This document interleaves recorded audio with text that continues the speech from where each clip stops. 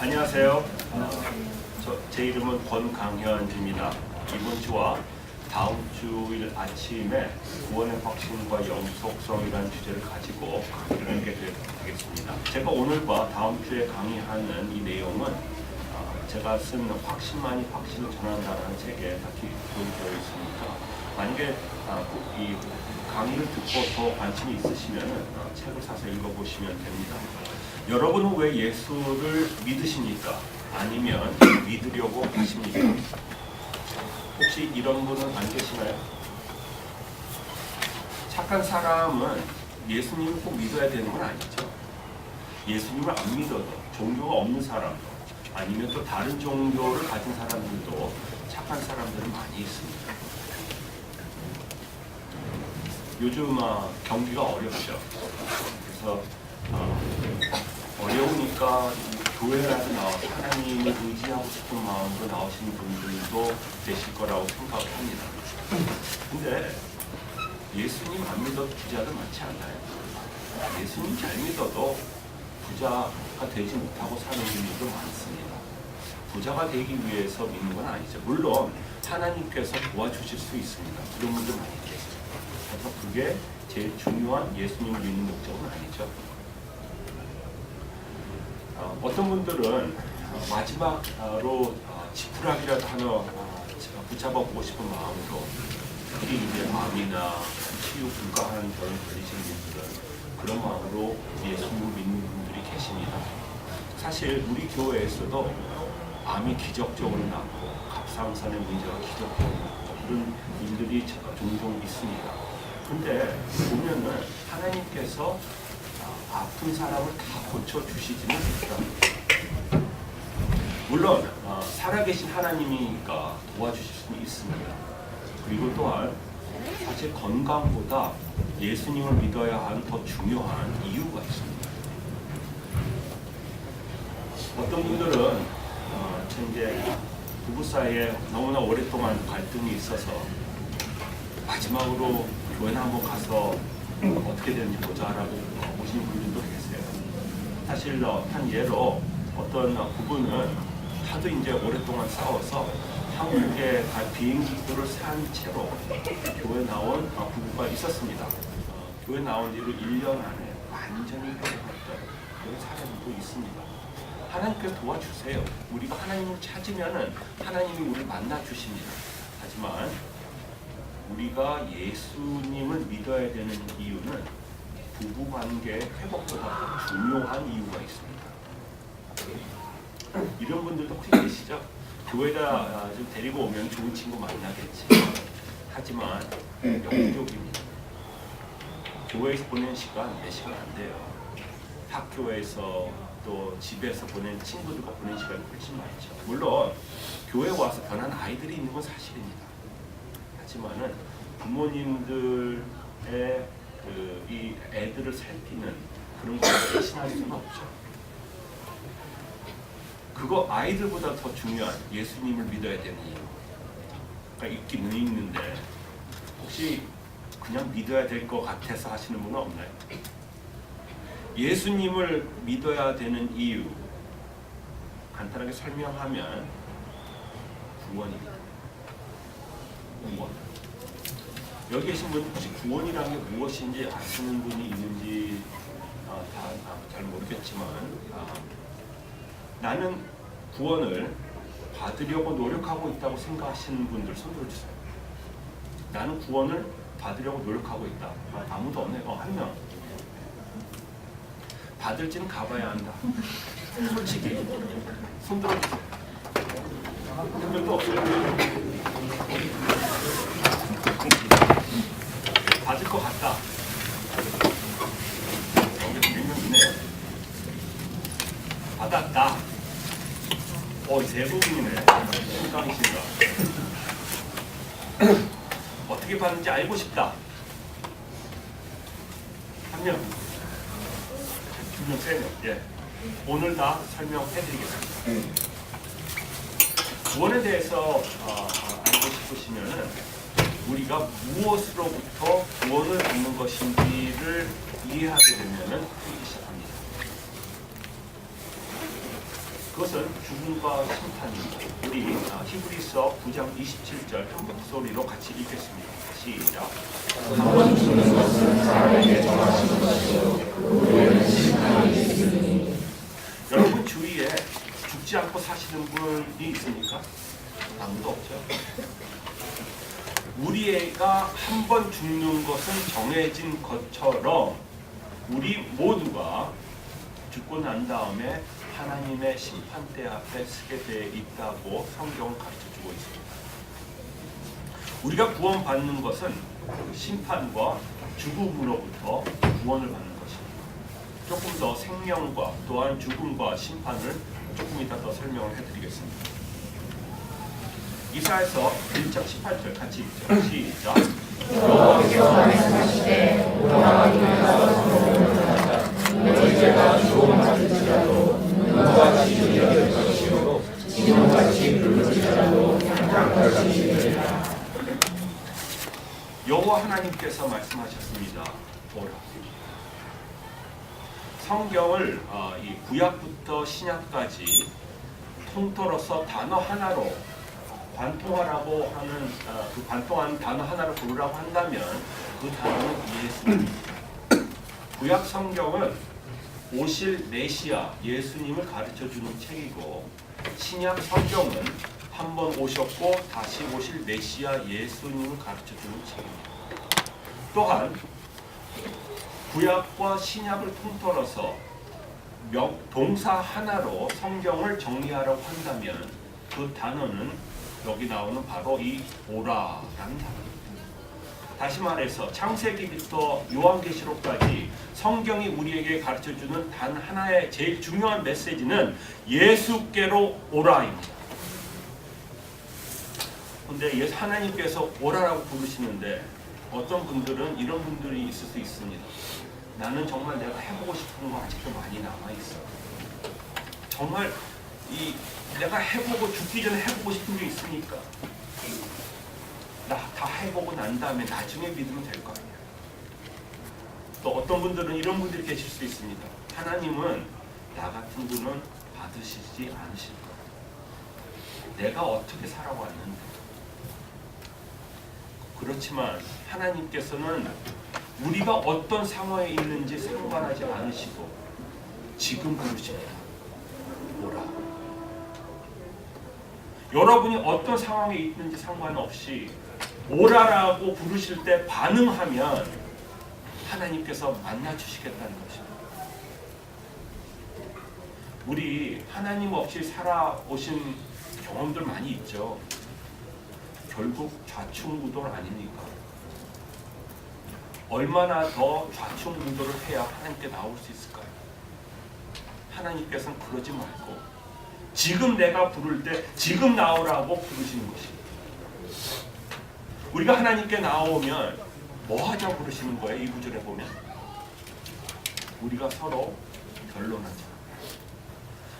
얼굴과 얼굴을 맞대고 우리 말 좀 해보자라는 얘기입니다. 무엇에 관해서? 너희 죄. 우리가 구원받고 싶다면 우리가 예수님을 믿어야 하는 가장 중요한 이유가 구원이라면 그 구원을 받기 위해서 하나 풀어야 할 숙제가 있습니다. 그것은 바로 죄의 문제.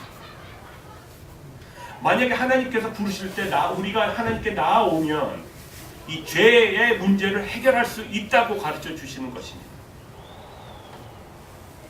그래서 아무리 죄가 많더라도 눈과 같이 희어질 것이요 진홍같이 붉을지라도 양털같이 희게 되리라는 것입니다. 그 다음 구절 19절 같이 읽죠. 시작. 너희가 주님과 순종하면 땅에 아름다운 소산을 먹을 것이요. 오라라고 부르셨을 때 나아오면 죄의 문제를 해결받고 하나님께서 우리와 같이 살아주시는 축복을 경험할 수 있다는 것입니다. 그러나 거절하면 같이 읽죠. 20절 시작. 너희가 거절하여 배반하면 가려서 죽으리라. 여호와의 말씀이니라. 하나님께서 오지 않는 사람들을 찾아가서 벌 주시겠다는 내용이 아닙니다. 그냥 놔두시면 로마서에 보면은 내버려 두사라는 말씀이 있습니다. 그냥 놔두면 우리는 스스로 좌충우돌하다가 어렵게 살고 망한다는 얘기입니다. 요한복음 3장 16절 많이 다 아시는 구절이겠지만 같이 읽겠습니다. 시작. 하나님이 세상을 이처럼 사랑하사 독생자를 주셨으니 이는 그를 믿는 자마다 멸망하지 않고 영생을 얻게 하려 하심이라. 하나님이 세상을 얼마나 사랑하셨다고요? 자기의 독생자 외아들을 죽이실 만큼 사랑하셨다고 성경은 가르칩니다. 왜요? 그를 믿는 자마다 멸망하지 않고 영생을 얻게 하려 하십니다. 다시 말해서 믿는 자마다 구원을 얻게 하시려고 자기 아들을 죽이셨다는 내용입니다. 자, 이 구절을 다시 한번 읽겠습니다. 근데 이번에 읽을 때는 약간 바꿔서 읽겠습니다. 그 바꾸는 것은 하나님이 세상을 이라고 했을 때 그 세상에다가 자기의 이름을 여기 계신 여러분의 본인의 이름을 넣어서 한번 읽어보세요. 그리고 그 두 번째 줄에 그를 믿는 자마다 이 믿는 자에다가 믿는 자기 이름을 붙여놓고 같이 한 목소리로 읽겠습니다. 시작. 하나님이 이처럼 사랑하사 독생자를 주셨으니 이는 그를 믿는 원방연에게 멸망하지 않고 영생을 얻게 하려 하심이라. 하나님께서 자기의 아들을 죽이신 이유는 바로 여러분이 멸망하지 않고 영생을 얻게 하기 위해서. 근데 그 구원을 받으려면 믿어야 하는 것이죠. 어떻게 하는 것이 믿는 것이죠? 아까 어떻게 구원받는지 알고 싶다고 하셨는데 설명해 드리겠습니다. 사도행전 2장 36절 같이 읽겠습니다. 시작. 그러니 이스라엘 온 집은 확실히 알지니 너희가 십자가에 못 박은 이 예수를 하나님이 주와 그리스도가 되게 하셨느니라 하니라. 사도 베드로가 오순절날 성령 충만함을 받고 처음으로 대중 설교하는 장면입니다. 이 사도 베드로의 음성을 듣고 있었던 그 앞에 있었던 사람들 중에는 어쩌면은 예수님을 십자가에 못 박으라고 고함쳤던 사람이 서 있을지도 모릅니다. 유대인의 관원들이 섞여 있을지도 모릅니다. 근데 그런 사람들을 또 포함해서 앞에다 두고 베드로는 예수님을 두 개의 단어로 증거하고 있습니다. 그 두 개의 단어가 무엇입니까? 주와 그리스도. 그리스도란 단어는 헬라 단어입니다. 히브리 단어 메시아라는 단어가 번역이 된 단어가 바로 그리스도라는 단어입니다. 그러니까 Jesus Christ라고 부르죠. 그 Christ라는 단어입니다. 그 메시아에서 기름 부음 받은 자라는 그 메시아라는 단어에 포함된 여러 뜻 중에는 우리를 우리 죄에서 구원해 주시는 구원자라는 개념이 포함이 되어 있습니다. 교회 다녀보신 분들은 다들 들어서 익숙하신 내용이라고 생각합니다. 예수님께서 십자가에서 우리의 죄를 가지고 돌아가셨기 때문에 우리가 그것을 믿으면 우리의 죄를 사하여 주신다는 구원자의 개념입니다. 그러나 어떤 분이 예수님을 구원자로만 믿으면 그 사람은 구원받지 못할 수 있습니다. 아세요? 지금 제가 설명드린 구원자라는 개념은 복음의 반밖에 아닙니다. 나머지 반이 있습니다. 혹시 주위에 나는 예수님 믿어 라고 얘기하시는 분들 중에 그 삶을 들여다볼 때 고개를 갸우뚱하게 하는 분들 안 계시나요? 교회 나올 때는 그럴듯하게 보이는데 세상에 나가서는 세상 사람과 전혀 다른 거 없이 사는 분 안 계시나요? 어떻게 된 거예요? 물론 그런 분들이 전부 다 그리스도인이다 아니다 함부로 얘기할 수는 없지만 복음의 반밖에 모르기 때문에 그럴 수도 있습니다. 나머지 반은 주라는 거예요. 예수님을 믿는다는 것은 예수님을 우리의 주인으로 모시는 것입니다. 한번 생각해 보세요. 복음을 듣는 자의 입장으로 한번 생각을 해보세요. 제가 복음을 두 가지로 설명을 하겠습니다. 첫 번째는 당신 예수님 믿으십시오. 그러면 당신의 죄 사함을 받습니다. 라고 듣는 것과 첫 번째. 두 번째로 예수님을 믿으면 더 이상 당신 마음대로 살지 못하는 것입니다. 아무리 하고 싶은 게 있어도 주님께서 하지 말라고 하면 못합니다. 아무리 하기 싫어도 주님께서 하라면 해야 합니다. 왜냐하면 예수님을 믿는다는 것은 주인으로 모시는 것이기 때문입니다. 그게 두 번째입니다. 듣는 자의 입장으로 첫 번째 복음을 들었을 때 마음이 부담이 될까요? 아니면 두 번째 복음을 들었을 때 마음이 더 부담이 될까요?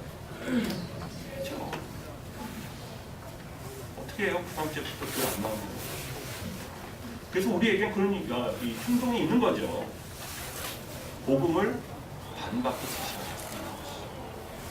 그러나 사도 베드로는 조금도 주저함이 없이 복음을 있는 그대로 예수님을 주와 그리스도로 증거했습니다.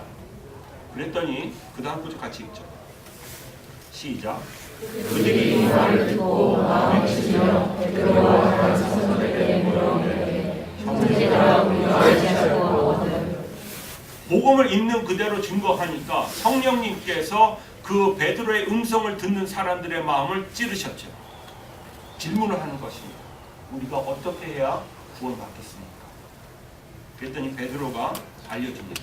38절 같이 읽죠. 시작. 베드로가 이르되 너희가 회개하여 각각 예수 그리스도의 이름으로 세례를 받고 죄 사함을 받으라. 그리하면 성령의 선물을 받으리니. 죄 사함을 받고 성령의 선물을 받는 이 구원을 받으려면 제일 처음 해야 되는 것은 무엇입니까? 회개. 만약에 어떤 사람이 하나님께 나와서 하나님, 제가 이때까지 잘못 살았습니다. 죄송합니다. 라고 한다면 그것은 회개가 아닙니다. 성경은 그것을 뉘우침이라고 부릅니다. 성경은 회개와 뉘우침은 다른 단어를 씁니다. 회개라는 단어의 뜻은 가던 길을 스탑하고 거기까지만 가면 뉘우침입니다. 반대 방향으로 돌아선다는 개념까지 포함이 된 것이 회개입니다.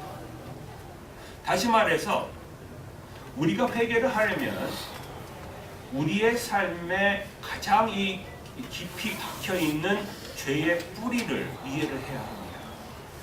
그것에 대해서 돌아서는 게 필요하기 때문입니다. 우리가 가지고 태어난 죄의 근성이 무엇일까요? 쉽게 얘기하면 나는 내 마음대로 살겠다. 한번 생각해 보시죠. 이때까지 여러분들 본인의 마음대로 살아오려고 하지 않으셨나요? 그게 바로 죄의 근성입니다. 우리를 만드신 창조주 하나님이 계시는데 우리가 우리 마음대로 살겠다고 한 것입니다.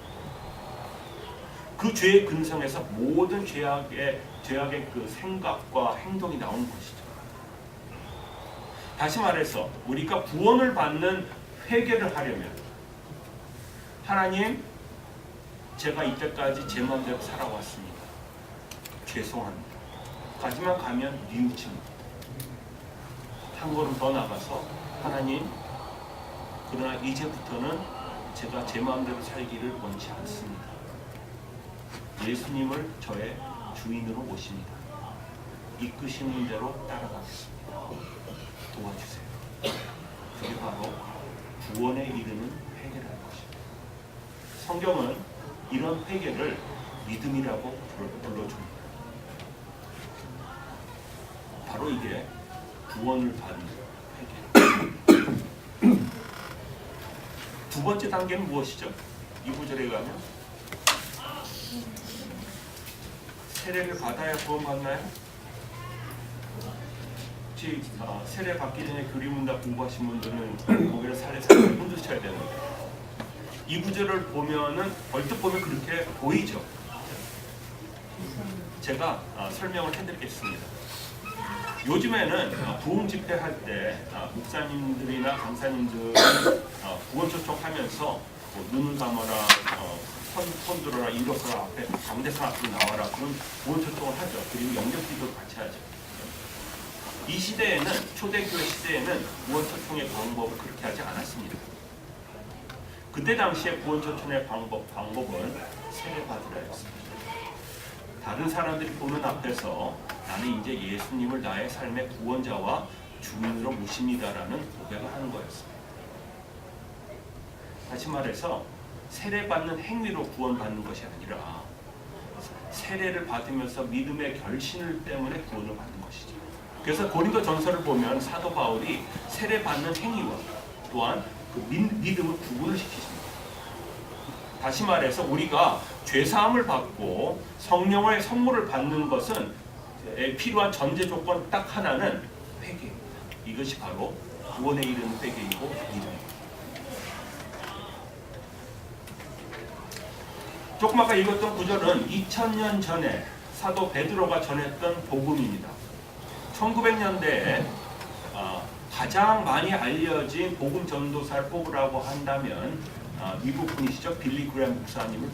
이분이 세계를 돌아다니면서 복음 집회를 했습니다. 한국에도 오셨었는데 시간이 아무리 모자라도 복음을 분명하게 설명하시고 구원 초청을 하셨습니다. 우리 한 목소리에서 1번에 3번까지 읽겠습니다. 시작. 당신이 죄인이라는 것을 인정하십시오. 회개하며 죄의 삶에서 돌이키기로 결단하십시오. 예수께서 당신을 위하여 십자가에서 죽으시고 무덤에서 부활하셨음을 믿으십시오. 여기까지는 교회 다녀보신 분들은 다 귀에 익숙한 내용이죠. 그렇죠? 근데 빌리 그램 목사님 또한 복음을 전하실 때 한 가지 더 붙이셨습니다. 4번 같이 읽죠. 시작. 이제부터는 예수를 순종하기로 결단하십시오. 빌리 그램 목사님이 전했던 복음, 예수님을 구원자와 주인으로 모시는 것입니다. 이 복음이 바로 우리에게까지 내려온 복음입니다. 우리는 이 복음을 변질시킬 수 있는 권한이 없습니다. 대신 이 복음을 있는 그대로 우리의 믿음의 후배들에게 전해줄 의무가 있을 따름입니다. 자, 여기까지가 복음을 설명한 것입니다. 구원의 확신에 대해서 간단하게 설명하겠습니다. 요한복음 10장 28절과 29절 같이 읽죠. 시작. 내가 그들에게 영생을 주노니 영원히 멸망하지 아니할 것이요 또 그들을 내 손에서 빼앗을 자가 없느니라. 그들을 주신 내 아버지는 만물보다 크심에 아무도 아버지 손에서 빼앗을 수 없느니라. 내가 란 단어로 시작합니다. 이 내가는 누구입니까? 예수님이죠. 그들은 누구입니까? 그냥 두리뭉실하게 예수님 믿는 사람이라고 하기보다는 예수님을 구원자와 주인으로 모신 그리스도인들을 의미하는 것이죠. 그들에게 영생이란 단어의 뜻은 무엇입니까? 이것은 함정 질문입니다. 그냥 영원히 사는 것이라고 대답하면 틀린 답이기 때문입니다. 예수님이 의미하신 영생이란 단어의 뜻은 무엇일까요? 영원히 사는 것이 틀린 답인 이유는 지옥에 가서도 영원히 살 수 있기 때문입니다. 이해가 되시죠? 성경은 생명이란 단어를 얘기할 때 두 가지의 의미가 있습니다. 육신의 생명, 영적인 생명. 육신의 생명은 설명 안 해도 아시겠죠? 영적인 생명, 하나님과의 관계가 성립이 되어 있으면 그 사람은 영적으로 살아있다라고 합니다. 하나님과의 관계가 끊기면 그 사람은 영적으로 죽었다라고 합니다.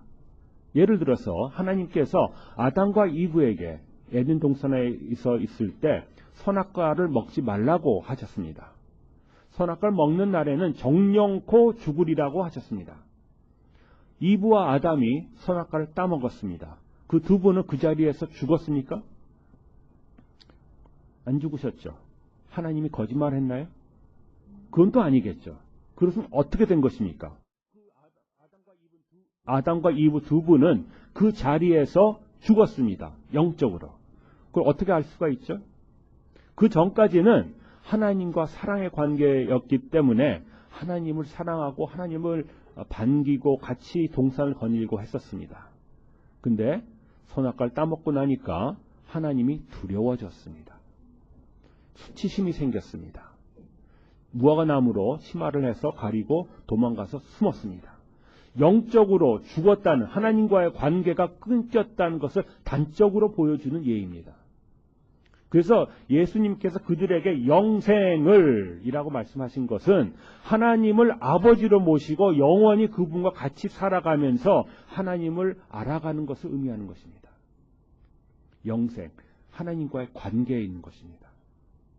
영생을 주노니, 아직도 교회 생활 하시는 분들 중에는 영생을 얻으려고 하시는 분들이 있습니다.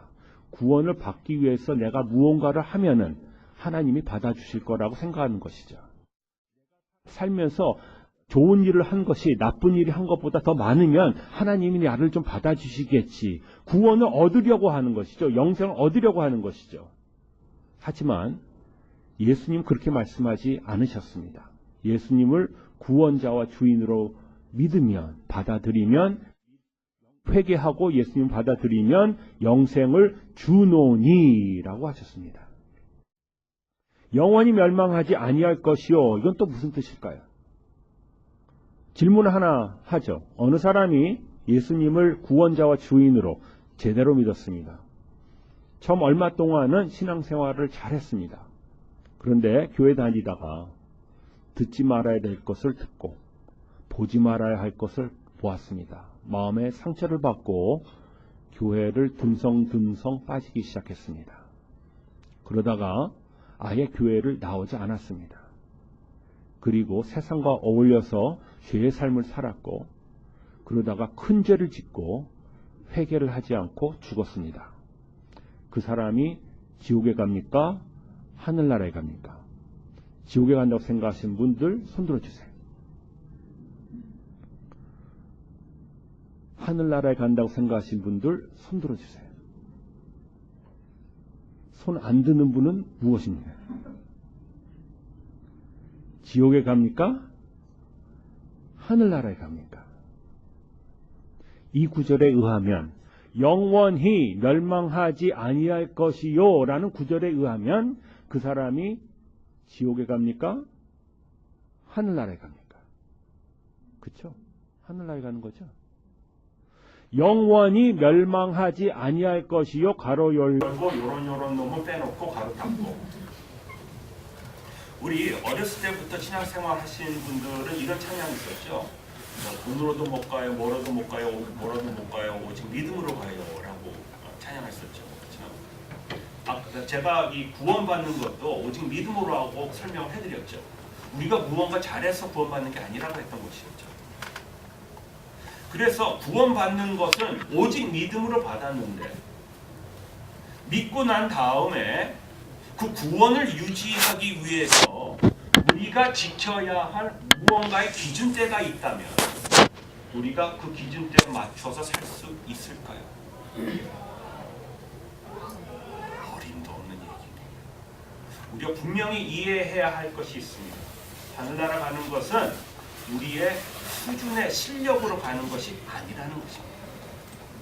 하늘나라 가는 것은 신분의 자격으로 가는 것입니다. 다시 말해서 하나님과 아들과 딸이기 때문에, 자식이기 때문에 가는 것이라는 것입니다. 탕자의 비유 기억나시죠? 그 둘째 아들이 아버지 속을 그렇게 속이고 있는 동안에는 아들입니까? 아닙니까? 어떻게 할 거예요? 닮아서 나왔잖아요. 자녀 키워보신 분들은 그 마음 이해하죠? 9절 계속 있습니다. 또 그들을 내 손에서 빼앗을 자가 없느니라. 예수님을 구원자와 주인으로 모신 사람은 예수님께서 자기의 손 안에 꼭 보호하신다는 것이죠. 우리가 아무리 큰 죄를 져도 용서하지 못하는 죄는 없다는 것입니다. 보호해 주신다는 것입니다. 우리 마음에 한번 그림을 그려보죠. 신앙생활의 여정의 그림을 한번 그려보시죠. 우리가 구원을 잃지 않기 위해서 바둥거리면서 하나님에게 매달려 있는 그림이 그려지십니까? 아니면 너는 내 자식이다. 내가 너를 보호해 주겠고 이끌어 주고 하늘나라까지 데려가 주시겠다는 하나님의 의지가 그려지십니까? 그래서 감히 우리가 구원의 확신을 가질 수 있다고 얘기하는 것입니다. 이해가 되세요? 자, 이때까지 얘기한 거 간단하게 단어를 정리하겠습니다. 같이 읽죠. 시작.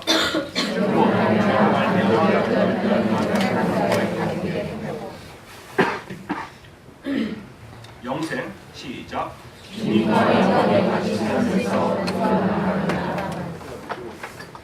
알아간다는 단어는 쉽게 그냥 겉으로 알아가는 그런 게 아닙니다. 정말 깊이 알아가는 것입니다. 구원의 확신. 시작. 예수를 원과 진으로 믿는 사람하고 영생을 얻어 멸망치 않고 천국에 간다는 확신. 이 확신이 가능할까요? 그 확신의 근거가 우리에게 있으면은 불가능합니다. 하지만 하나님의 말씀에 있기 때문에, 하나님의 성품에 있기 때문에 가능한 것이에요. 이 세 가지 단어, 세 개의 단어를 정리하면서 그 저변에 깔려 있는 내용은 우리의 신앙생활은 하나님과의 관계라는 것입니다. 종교 생활이 아니라는 거예요. 무엇을 하면 되고 하면 어떤 걸 하면 안 되고 하는 do's and don'ts가 아니라는 거예요.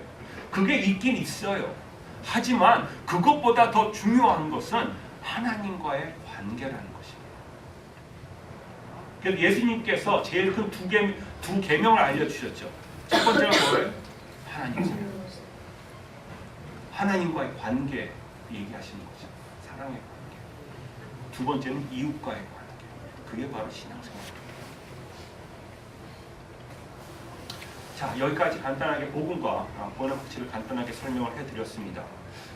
교회 생활을 오래 하시는 분들 중에 구원의 확신을 갖지 못하시는 분들이 있는데 이유를 몇 개를 생각해 보았습니다. 첫 번째는 복음을 이해하지 못하기 때문입니다. 예수님을 구원자로만 이해했지 주인으로 받아들이지 못했기 때문에 구원의 확신을 가질 수가 없는 것이죠. 두 번째로 하나님을 이해하지 못하기 때문입니다.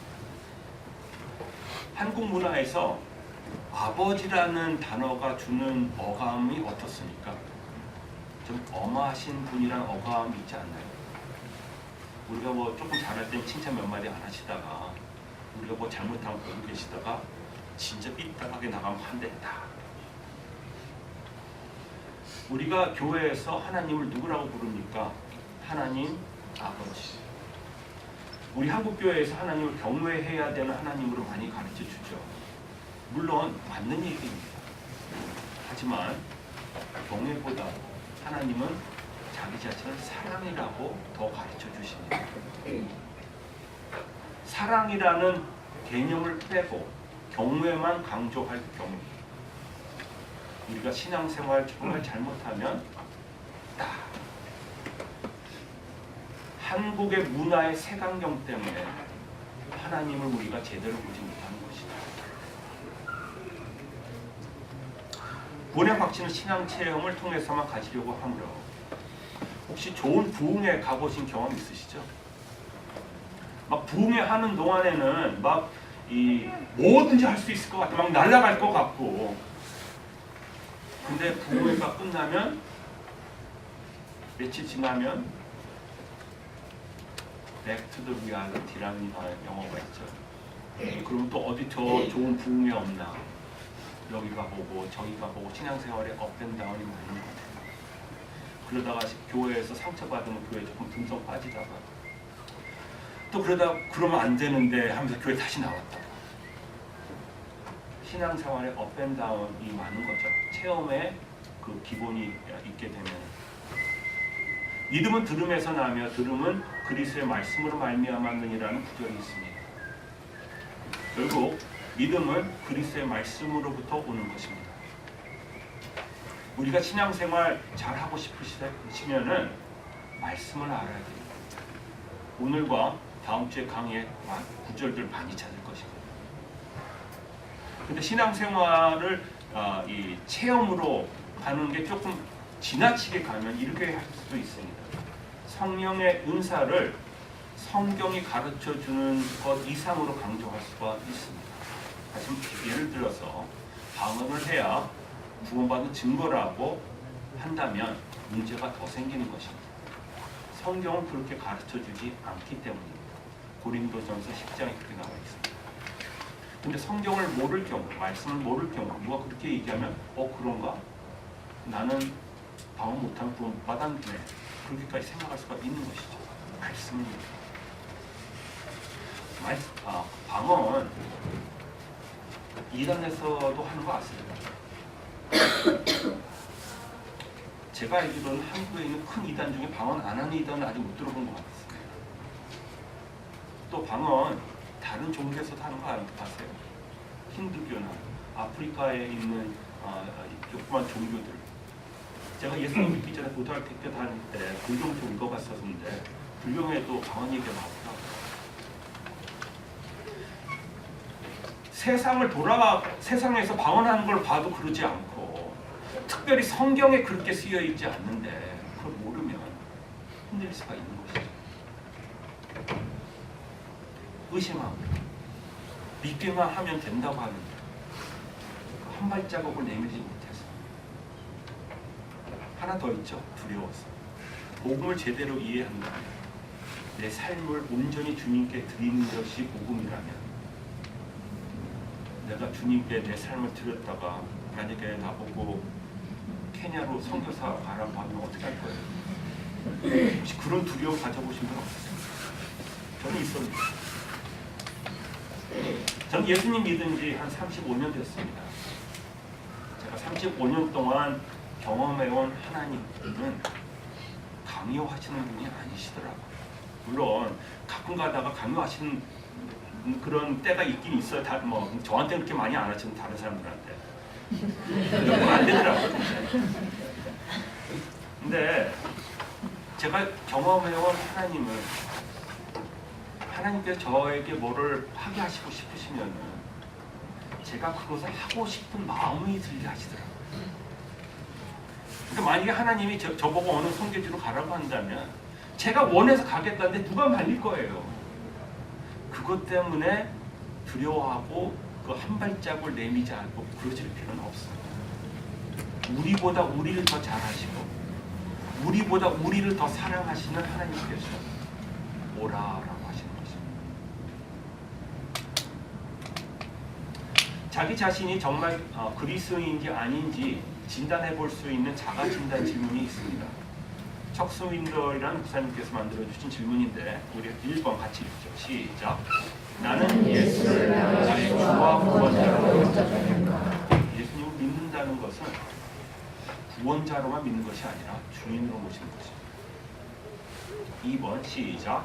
나의 삶이 바뀌었다. 주인으로 모시면 안 바뀌면 그게 신기한 거예요. 결혼하신 분들, 특별히 남편이 예수님을 믿은 경우 그 사람이 정말 예수님 믿었는지 안 믿었는지는 쉽게 알아볼 수 있는 방법이 있습니다. 그 아내에게 물어보면 돼요. 옛날에는 차를 운전하고 가다가 누가 새치기 하면 그냥 막 튀어나왔던 사람이 갑자기 그러지 않는 거. 한두 가지 얘기가 아니죠. 3번 시작. 하나님의 인자심과 기도의 응답을 경험하라. 만약에 예수님을 믿으면 하나님의 자녀로 태어났기 때문에 그 자녀로서 하나님의 아들과 딸로서 하나님을 삶에서 경험하는 것은 너무도 당연한 것입니다. 진정한 그리스도인이라면 이 세 가지의 질문에 다 예스라고 할 수 있어야 합니다. 어느 자매가, 어느 부부가 한국에서 1년 동안 연수 왔었습니다. 아내는 어렸을 때부터 교회를 다녔기 때문에 자기는 그리스도인이라고 말을 했었고 그 남편은 나는 예수라는 사람이 역사상 존재하지 않았다고 생각한다라고 떠버린 사람이었습니다. 무식한 거죠. 역사적으로 증거가 있는데 알아보지도 않고 그냥 떠버린 거죠. 1년이 지났습니다. 두 사람 별로 변화가 없었습니다. 1년이 거의 다 돼가면서 저와 같이 성경 공부할 수 있는 기회가 있었고 제가 이 3개의 질문을 던졌습니다. 그 성경 공부가 끝나면서 제가 물어봤습니다. 오늘 성경 공부하면서 무엇이 제일 마음에 남았습니까? 그랬더니 그 자매가 제가 오늘 생전 처음으로 그리스도인이 아니라는 것을 깨달았습니다 라고 했습니다.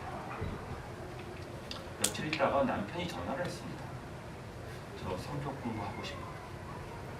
아내랑 같이 살면서 세상 사람들과 다른 것을 전혀 모르다가 아내가 이제 깨닫고 변하기 시작하니까 무언가 있구나 알고 싶었던 것이죠. 여기 계시는 분들이 3가지 질문에 다 예스라고 할 수 있는지 없는지 손들어라 말라 그런 얘기는 안 하겠습니다. 하지만 본인이 한번 점검을 해보시죠. 내가 남신인가? 근데 이 어렸을 때부터 교회 나가신 분들, 또 모태신앙으로 잘하신 분들은 2번째 질문에 약간 막힐 수가 있습니다. 믿기 전에 내가 어땠는지 기억이 안 나니까 어떻게 변했는지 분명히 알 수가 없는 것이죠. 그런 분들에게는 간단한 질문 하나 있습니다. 예수님이 당신의 주인이십니까? 사실 복음의 핵심은 주인입니다. 누가 주인이냐가 복음의 핵심입니다.